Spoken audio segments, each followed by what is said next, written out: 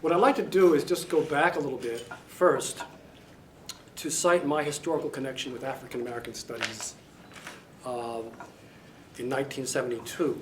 And really when African American studies as a discipline was literally beginning, and what it was like then, being a part of that. And then shift to Hampshire College, and then to discuss how at least I changed as an African American scholar and artist, and how Hampshire had changed my view and changed my perception of African American studies, and sort of discuss that a little bit. And then finally to look at interdisciplinary, an interdisciplinary approach to African American studies, and how I had, adopted that in my teaching methods. And when I left Hampshire and began to do what I'm doing now, that strong sense of interdisciplinary focus has remained, which was cultivated here at Hampshire College, for better or for worse. All right. In 1972, I actually began teaching. My first job was at a place called Afro-Asian Institute. Does anyone know?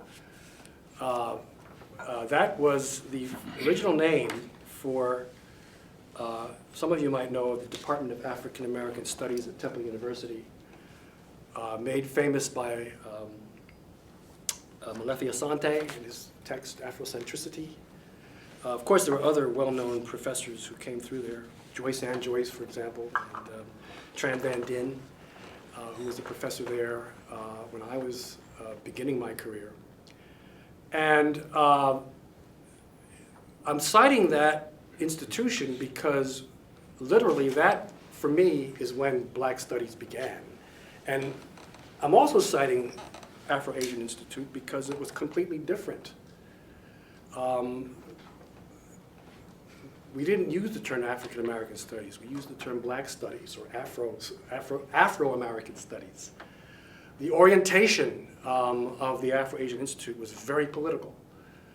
The students were, 90% were women who basically were coming to the Institute to take classes so that they could build their educations. They had children, but probably didn't have a husband, who may have been in jail or was not at home. And they were taking classes to sustain their education so they could get better jobs. And we also had a very strong Nation of Islam contingent. The Black Muslims were very strong at that point in time in Philadelphia. And they constituted a large majority, not a majority, but a large minority of the students. My point is that Black studies was different then. The focus was Afrocentrism. The focus was a reply in curriculum and coursework and text to scientific racism. Some of the books we read, some of you know Chancellor Williams, The Destruction of African Civilization was read by many students. The Origins of African Civilization by Sheikh Anta Diop was a major text people were reading. I was not in the social sciences. I had interests in literature, literary texts, and in creative writing. So my focus was basically oriented around the Black aesthetic. Some of you may know the text written by, or edited by Addison Gale Jr., and of course Amiri Baraka, Sonia Sanchez, and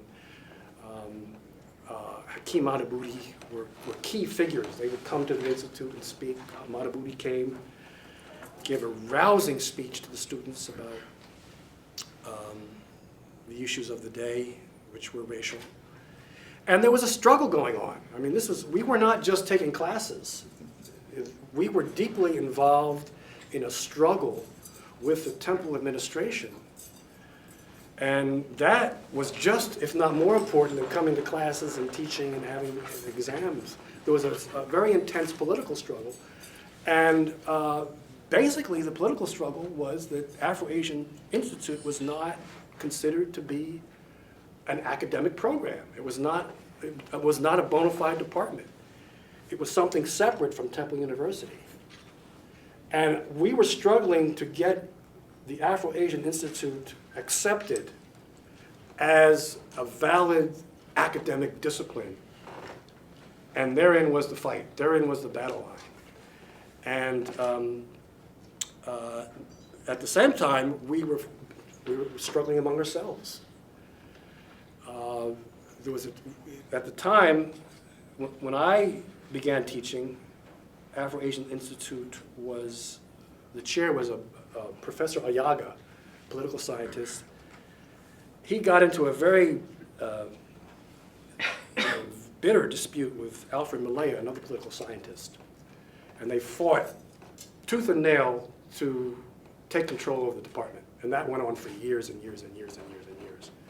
So we were struggling with the administration. We were struggling among ourselves. I had students from the Nation of Islam telling me that I was an Uncle Tom because I wasn't teaching certain texts. And there was, a lot of infighting among ourselves about what was black and what was not black, and what was, what constituted black studies, and who was not together and who was together. And of course, Malafi Asante came in, and he came after I left, and his name was associated with the school when it became the Institute for Pan-African Studies, and later on, the Department of African American Studies. So that was my first approach to the field of black studies, or African American studies. I took from that certain values that I brought to Hampshire, and I've said this publicly before. When I got to Hampshire College, my orientation was very strongly Afrocentric, black nationalistic. Some would call it essentialistic. I brought those values with me to Hampshire. And the idea of multiculturalism just didn't occur to me. I never even heard of the term multiculturalism. And had I heard the term multiculturalism in 1972, 76, I would have rejected it out of hand, you see. And I guess the point I'm trying to raise is, once I came to Hampshire, I began to change. In a number of ways. And my resistance to multiculturalism changed. I was not as resistant to it as I was. And I'll explain perhaps a little bit later what was behind that and why I made that change. But I think the key issue at Hampshire was the interdisciplinary focus that in terms of pedagogy, in terms of being a teacher here in Hampshire, I was able to teach classes I never could have taught anywhere else. Hampshire has its problems. Hampshire has, there were many mornings I woke up and cursed this place. You don't know. I had my battles with reappointments, trying to stay here and survive, and almost didn't. But the one thing, in terms of African American studies, was I was allowed to teach the classes that I wanted to teach. And I took advantage of that. I opened up and taught courses, and I'll just cite a few that I taught. But some of them got me into trouble. And some would say, these are not African American studies classes. You were hired to teach African American literature. Why are you teaching classes like The Beats? Jack Kerouac and Allen Ginsberg. That has nothing to do with black studies. What are you teaching a class like that for? I taught a class called Blacks in Russia. Well, Russia has nothing to do with African American. Why are you teaching a class on Russia? And I would get criticism about teaching classes out of my area. I'm not supposed to be teaching these classes because they're not black. You're losing your focus. Prison literature, another class. I would argue prison literature is very much a part of African American studies. And yet, again, I'm getting flack that I'm not teaching the Harlem Renaissance, African American female narratives, Richard Wright, James Baldwin. You know, the traditional classes, once you start to move from that, in terms of my area, you're vulnerable to this kind of criticism. And I opened up, I created these classes. Some were successful, some were not. I experimented. But here's the point. I would argue that all of these classes that I taught were related to African American studies. The beats, let's take that. People might say, well, that's not African American studies. But if you look at the beat movement, if you really look at it, you will see that the presence of African American culture is deeply involved with the rise of the beat movement. If you read On the Road, you'll see numerous references to black culture. One would argue it is racist, but the presence of black culture, Native American culture, and Mexican American culture was deeply involved in the beat movement. The jazz musicians, Dizzy Gillespie, was extremely important in terms of the jazz motifs that came out of, you know, Allen Ginsberg's Howl. So I taught the class from a perspective of, okay, you know, Amiri Baraka and Bob Kaufman. Bob Kaufman was an African American poet who was just as big and just as important in the beat movement as Gregory Corso and all the other writers. Today, he still has not given his just due, and he was African American. And he wrote a number of books in the beat movement. We read Bob Kaufman, we read Leroy Jones before he changed his name to Amiri Baraka. We looked at the influence of jazz on that movement. And here's my point. Everything I did in these classes were in some ways related to an African American perspective, even though you could not say clearly this is an African American literature course in the traditional way. One other point, and then I'll be wrapping this up soon. Blacks in Russia was a class that I taught, and I really got flack on that. I mean, I really got, what are you doing teaching Russia? You know, I remember one professor wrote a report. It was one of these accreditation committees. First of all, he criticized why I was in the School of IA. Why is someone who's teaching African American literature in the School of Interdisciplinary Arts? Shouldn't you be in Haku? Then he argued that African American literature has nothing to do with Russia. And you know, but I would argue again, why did I focus on Russia? Because of Alexander Pushkin. My interest shifted to study Alexander Pushkin, who even the Russians will say is an important African Russian poet with a strong African identity, you see. I wasn't just teaching Russia, I was teaching Alexander Pushkin, and I was teaching blacks who had come to Russia in the 20th century and how they contributed to Russian culture and to Russian history and to Russian society. I wasn't just teaching Russia, I was relating it to African American literature and African American studies and African studies. But I think the criticism I got was that, oh, we don't see the relationship. You know. Again, it's the interdisciplinary nature of Hampshire that helped me to create these classes. And I'm glad I did it. I think students benefited by it. I certainly benefited by it.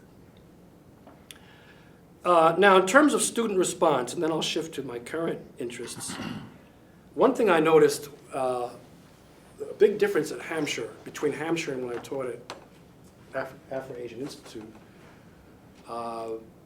Afro-Asian Institute were primarily black students, I mean, African-American students.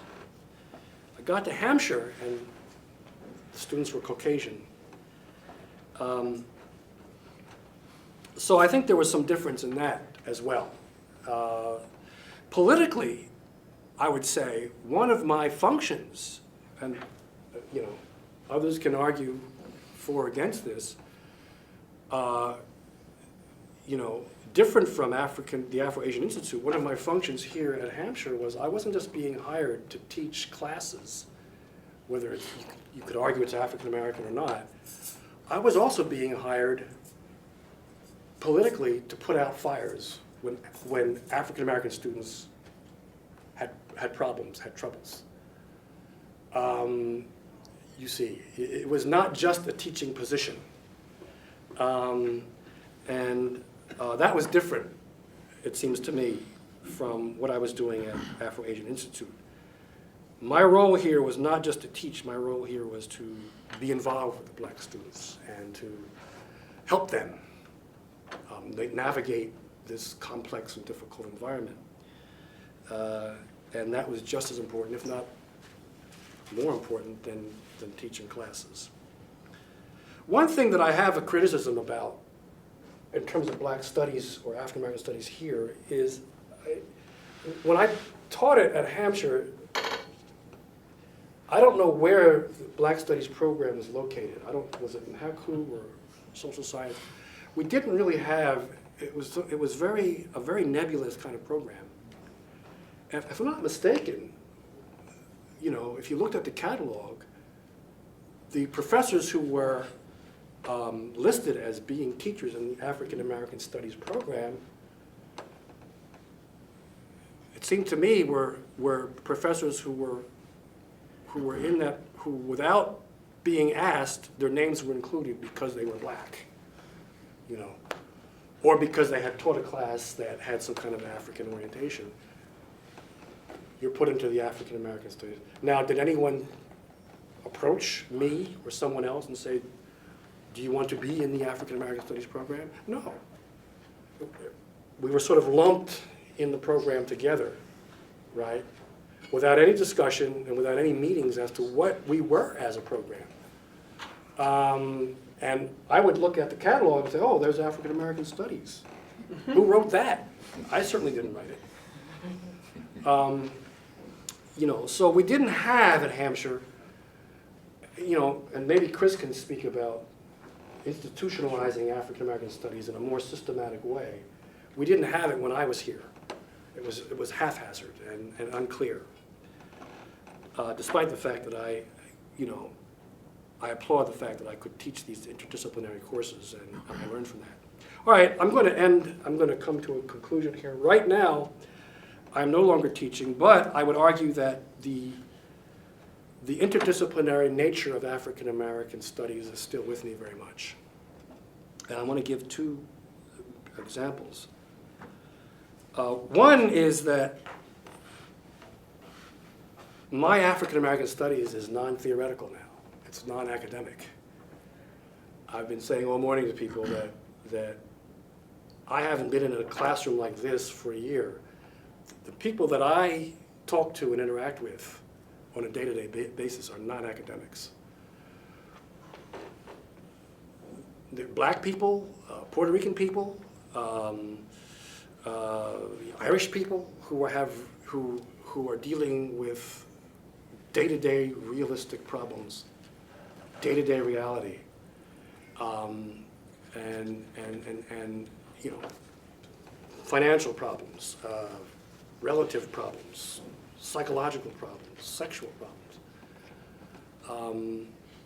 I'm seeing a reality that's completely different now than when I was teaching here. And that has been very refreshing, because I think despite what I was trying to do at Hampshire, that one could criticize me for being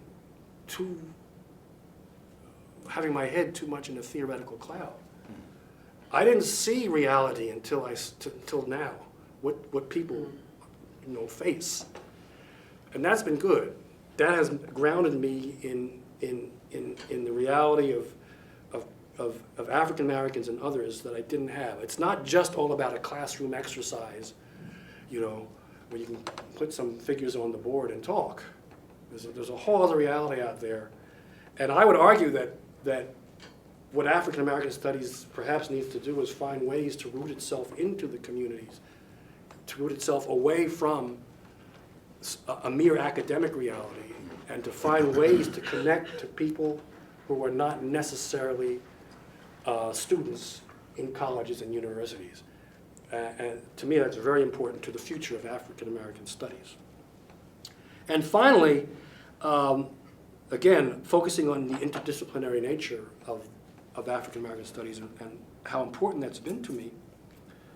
I'm doing screenwriting now. I mean, I'm not teaching, I'm doing creative writing. I'm focusing on a screenplay based on the life of Alexander Pushkin. And I've also started a screenplay based on an incident in the life of Paul Robeson. And my approach to Robeson was, Robeson is an iconic figure. He's extremely important to, as a leader in the civil rights movement and Africans in the diaspora and others in the world. And the more I began to study Paul Robeson, the more I realized how he is the epitome of interdisciplinary approaches to education. If you look at his life, Paul Robeson had a very strong African identity and was had a very strong black pride. But what's really unique about him is that at the same time, he learned how to speak Russian, he learned how to speak German, he developed a strong interest in East European peoples. He really had a true multicultural approach to reality and to life that was broad, you see, and gargantuan. And I often wonder, if Robeson came to Hampshire, where would he be? Where would he teach? Would he be an IA? Would he, because he is a singer and he is a performer, right? But he's also a trained lawyer, attorney. Would he be in social science? Would he be in Slavic studies? Because he had a very deep interest in Russia and he had a very deep interest in Jewish culture. And Welsh, you see. Where would you put someone like Robeson? What would you call him, And so I'm using him as an example of the potentiality of an interdisciplinary approach to African American studies. And by working on that screenplay, I am focusing on his views on Africa, but I'm also focusing on the Welsh, the Russian, the Jewish, and his other connections. And I have to learn that as well in order to understand Paul Robeson, you see. And for me, that's been important, and I just wanted to share that with everyone here. And that's all I have to say, basically. Did I talk too much? No, you're good.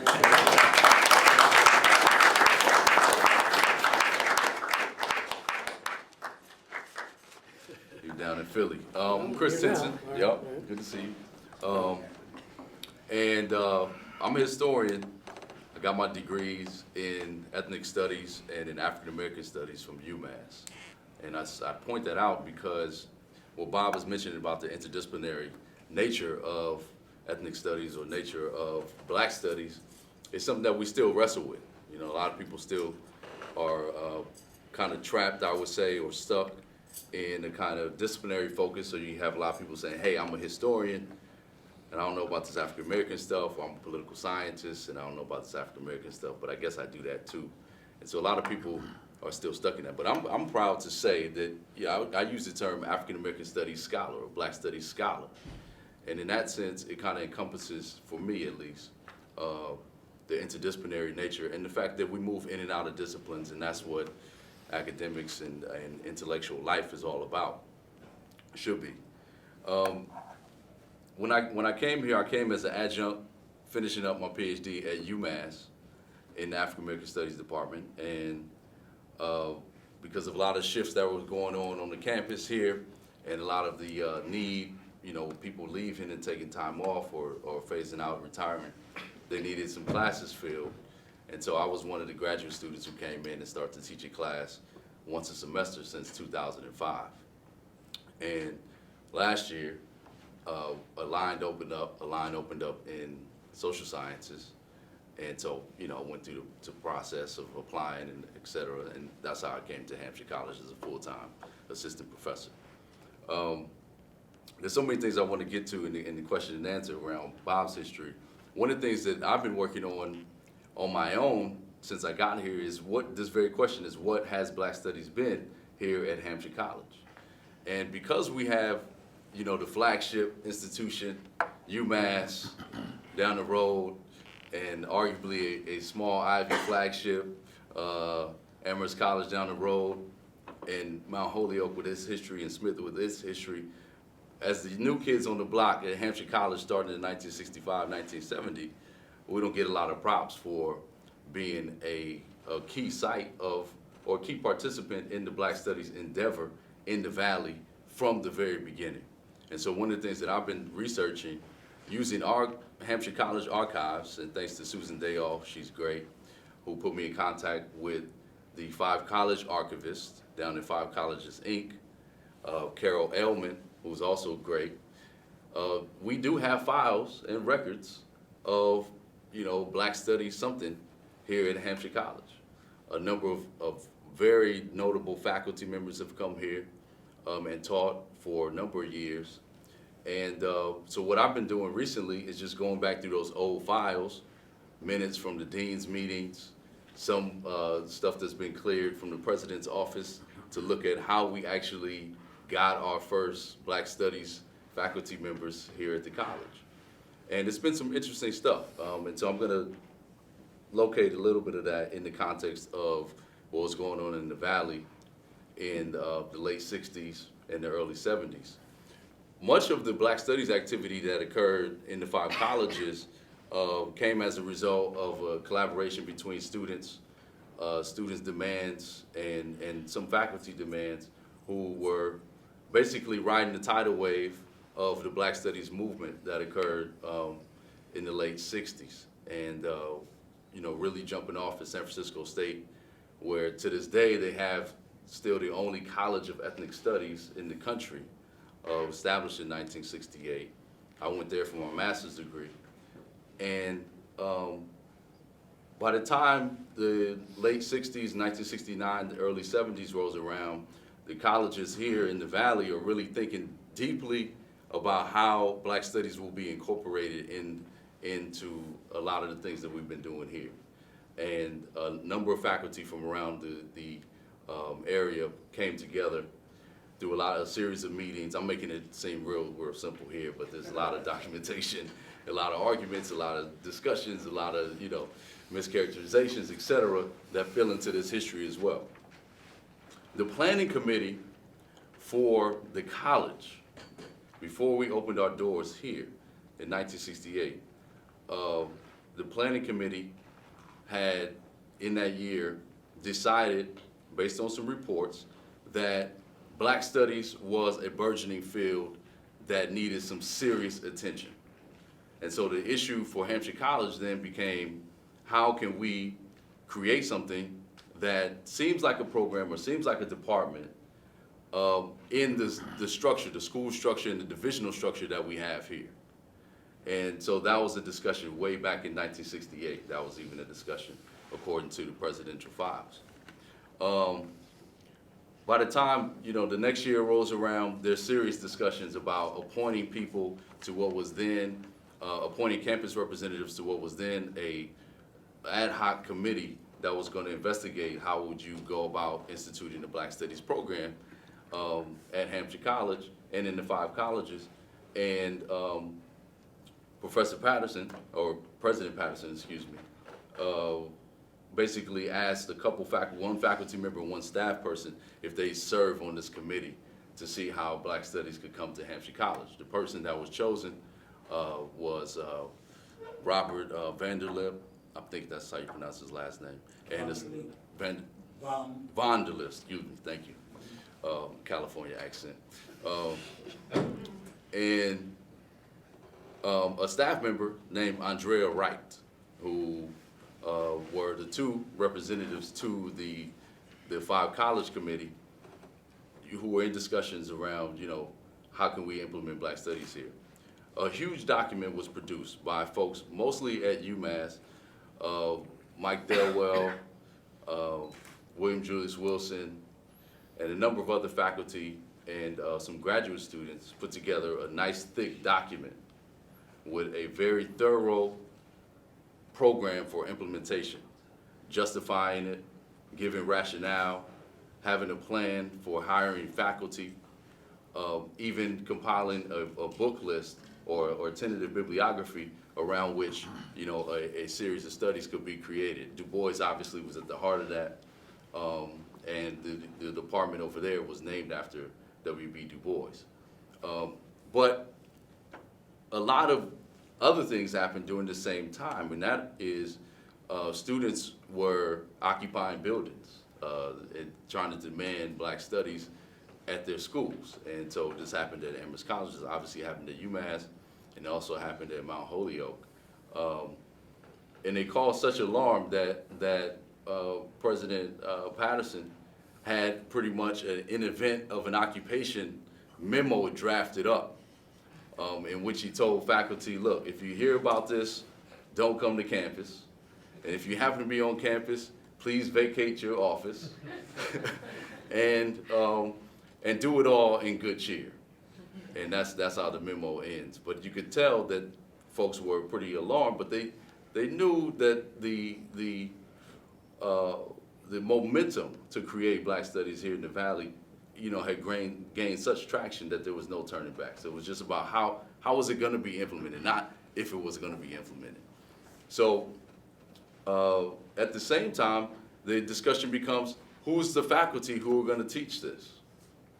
And one of the persons who had come to the Valley in this period, the late 60s, was a man by the name of Eugene Terry, who was the husband, he just passed away, and he's the husband of Esther Terry, who became the program director at UMass, and she rose through the ranks her last few years. She was in one of the upper level admin positions on campus. Anyway, Eugene Terry, who was a literature professor, did a lot of work on Sterling Brown and the blues tradition, et cetera, coming out of Howard University. He was the first person who was a faculty member here, along with a graduate student at the time who was finishing his PhD at Harvard by the name of Roberto Marquez, or Bob Marquez. So these were our first faculty members in black studies. And Bob is absolutely correct in saying that the duty was more than just scholarship. In some of the letters between 5 college representatives and some of the administrators here, they would say things like, Bob Marquez is also going to help advise students who are troubled, who are coming from areas where they need some support, need some help. So he's also going to do that in addition to teaching these classes. And the classes that he was teaching were really diasporic in nature.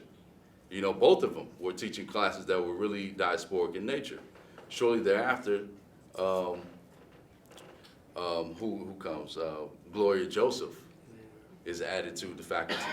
She comes in, and she's doing a lot of stuff around education, the politics of education, shaping and building alternative schools, how we want to go about doing research in the field of education in the African diaspora. This is stuff that Gloria Joseph is offering, and those of us who study black feminist traditions know that Gloria Joseph was a heavy hitter in the black feminist movement.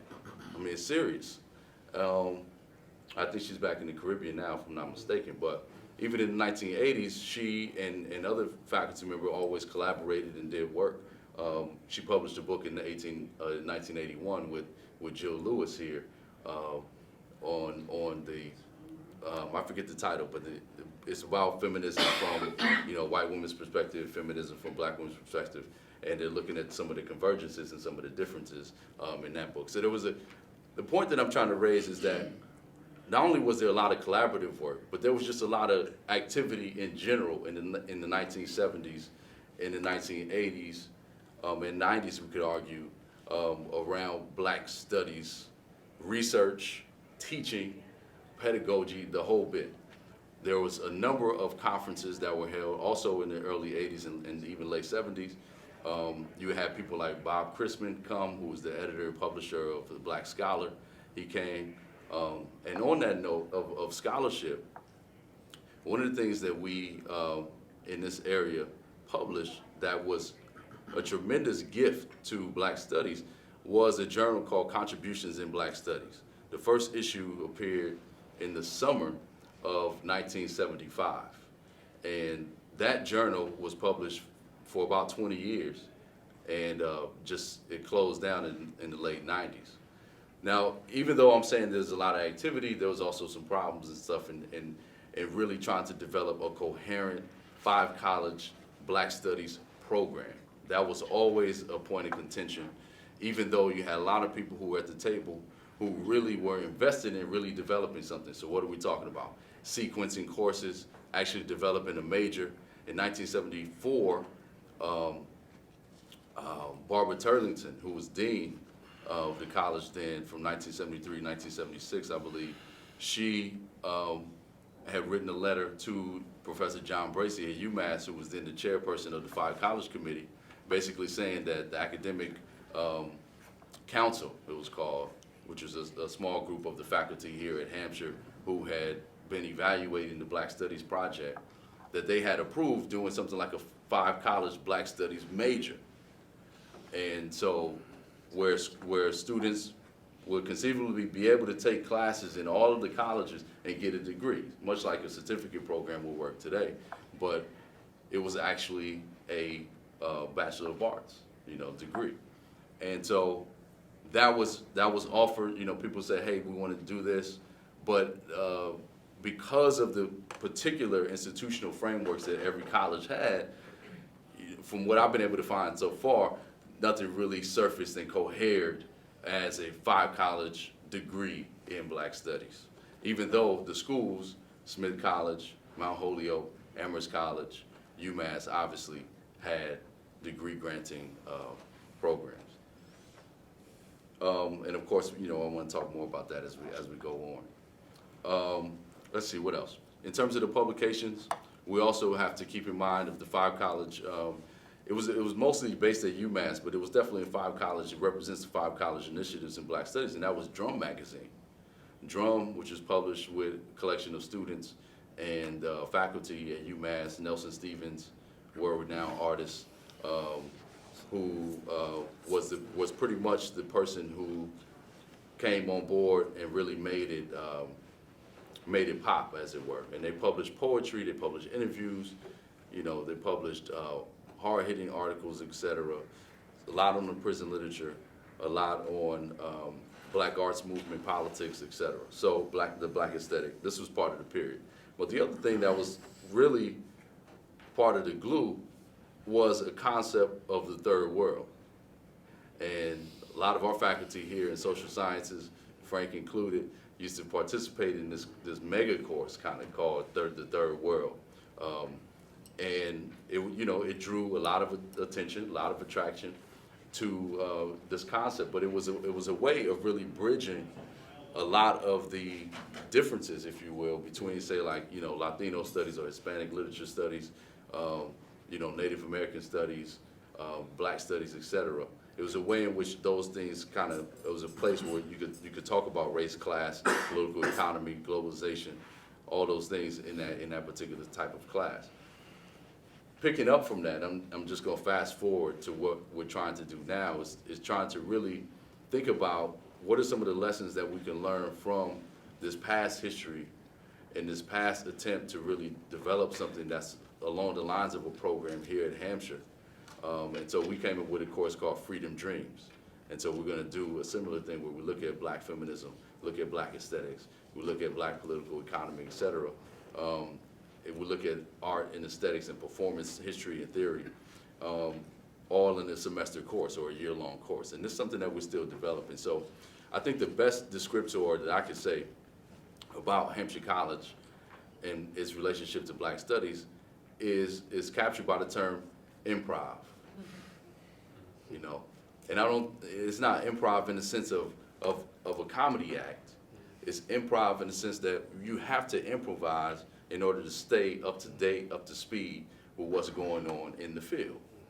And that is a theoretical concept that I think benefits Black studies. It really speaks to Black studies in and of itself. And you would think with the way in which Hampshire is located, loosely located in terms of the schools over here, and there's no kind of departmental structure, we have the divisional structure, that will help facilitate Black studies in a way, if we think about it in that way. But I think because we've been so wedded in the academy to the departmental or the program status, we're unable to see really how it can cohere in all of its incoherence, if you will, or all of its disparateness. So I think that really Black Studies here at Hampshire is hopefully on the upswing.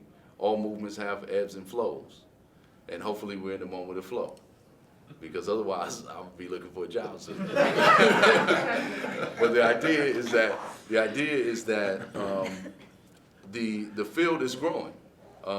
There's just a new PhD program that was established at the University of the University of Wisconsin, Milwaukee. That was established in what they call Africology, but it's essentially Black Studies. There's probably 7 major names: African American Studies, Afro American Studies, Black Studies, Pan African Studies, Black Atlantic Studies, Africology. What else? Black Global Studies in some programs, especially if you look internationally, like in Canada, that's what they would call their programs, or Black Diaspora Studies or something like this. But it's all the same thing. It's Black Studies. And the issue is, how can we really facilitate research and teaching and publishing that is really representative of Black diaspora struggle, politics, new initiatives in research, et cetera. So I think that it's really on us as the kind of new wave of Black Studies professionals to chart a course, but looking at the successes of the past, looking at a lot of the things like the courses that he taught in the Black aesthetic or the prison literature. What can we do with those courses now, knowing what's happened with the prison industrial complex since that time? So it's incumbent upon us to really be responsive to a lot of the current issues that are going on throughout the country. And the last point I want to raise is that we can't overlook the fact that Black Studies emerged in a political context. That being said, it's going to always have a political intent. I would argue it should. Now, this is a major point of debate in the academy in general, and particularly when it comes to Black Studies because of its connection to movement. And so people say, well, in the 1960s, you have people like August Meyer and others who would come up and say, well, after the movement ends, where's your scholarship?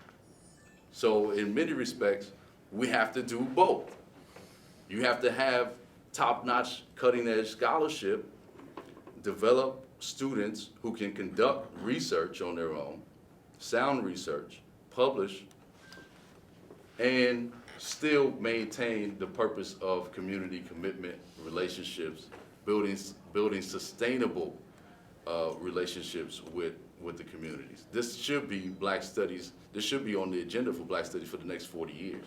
In fact, we need to start looking at the next 40 years anyway, because our trailblazing, what I call the trailblazing generation, the people who established the field, institutionalized the field, are beginning to retire. So it's, so the agenda is right before us. How do we replace?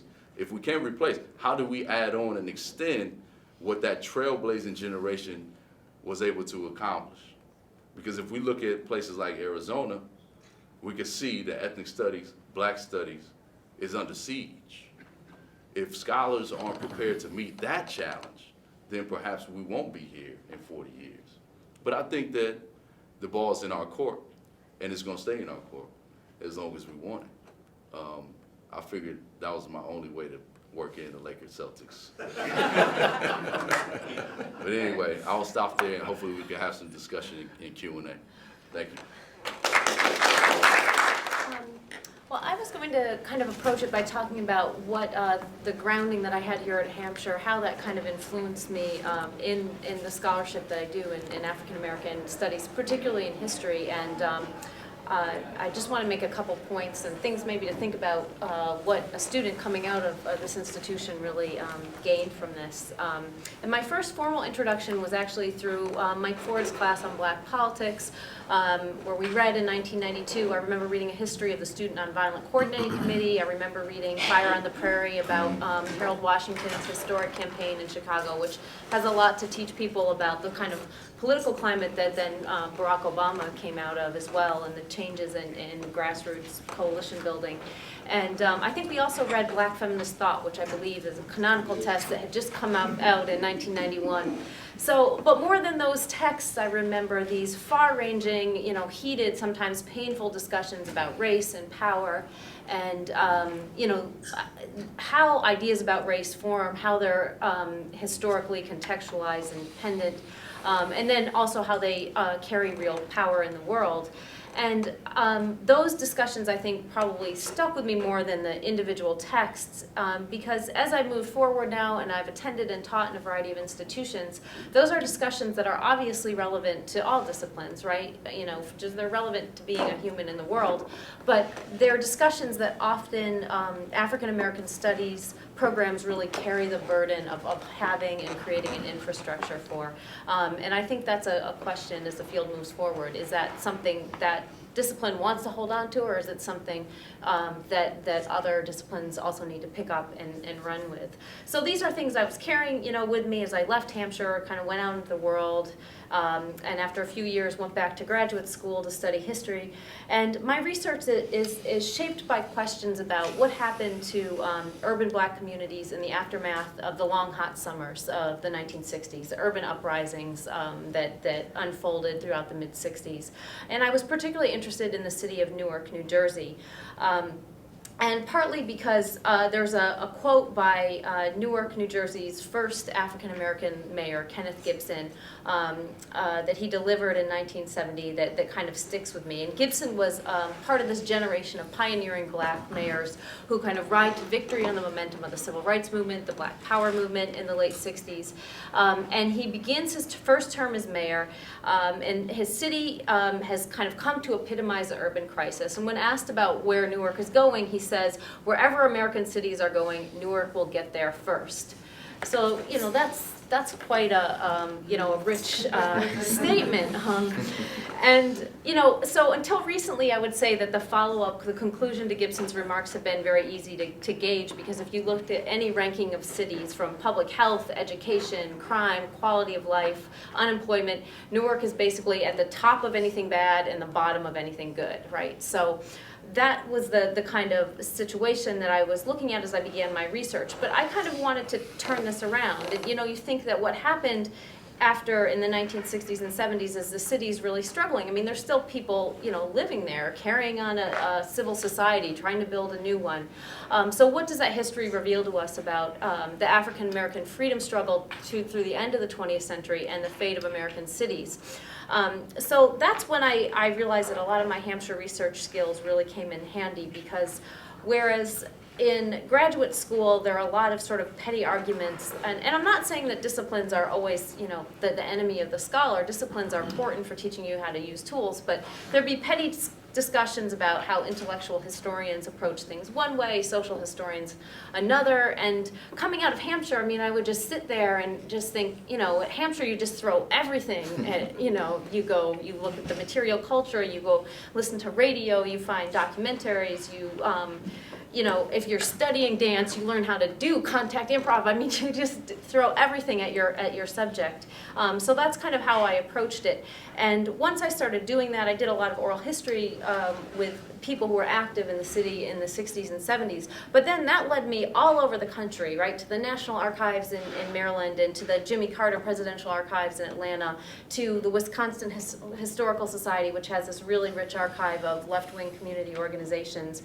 And, what you learn then is that the city of Newark, what was going on there was so important that, you know, people around the country wanted to see what was going to happen in Newark. People were coming to the city to work in these new organizations. They really had placed tremendous stakes in seeing the city kind of rise in the 1970s.